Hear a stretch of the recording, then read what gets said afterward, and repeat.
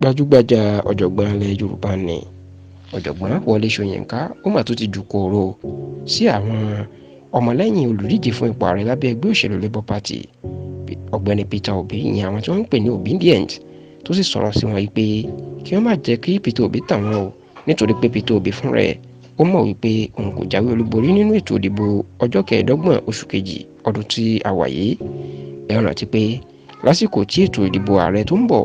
ìní Wole Soyinka àti àwọn ọmọlẹ́yìn Peter Obi tán jẹ́ obedient ni wọ́n kọlura wọn, tí Wole Soyinka sì fi àwọn òyìnbó ńláńlá tó fi bú wọn, èyí tó jẹ́ káwọn ọmọlẹ́yìn Peter Obi ìyẹn obedient ká máa gbé bàbá náà ká máa gbé ṣépè.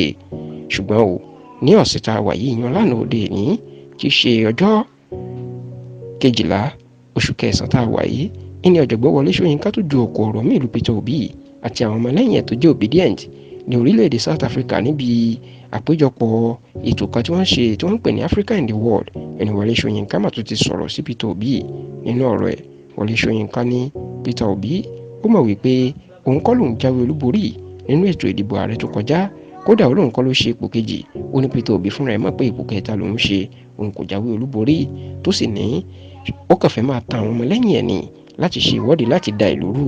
Ṣùgbọ́n tó ní Bọ́lá Ahmed Tinubu ìyẹn ààrẹ orílẹ̀-èdè yìí lásìkò yìí, òun gan lẹni tó jáwé olúborí àti pé ipò kẹta ní Peter Obi ṣe. Pẹ̀lú bí Wole Soyinka ṣe wá ju ọ̀kọ̀ ọ̀rọ̀ lu Peter Obi, ó lóun kan sára sí i nítorí pé ó tiẹ̀ ṣe bẹ́bẹ́, nítorí pé ẹgbẹ́ òṣèlú PDP àti APC nìkan ló ń jẹ gàba láti bí ọdún 8 sẹ́yìn, ṣùgbọ́n tó ní pẹ̀lú ìdíje ó fi hàn pé ẹgbẹ́ òṣèlú míì ó sì lè tako PDP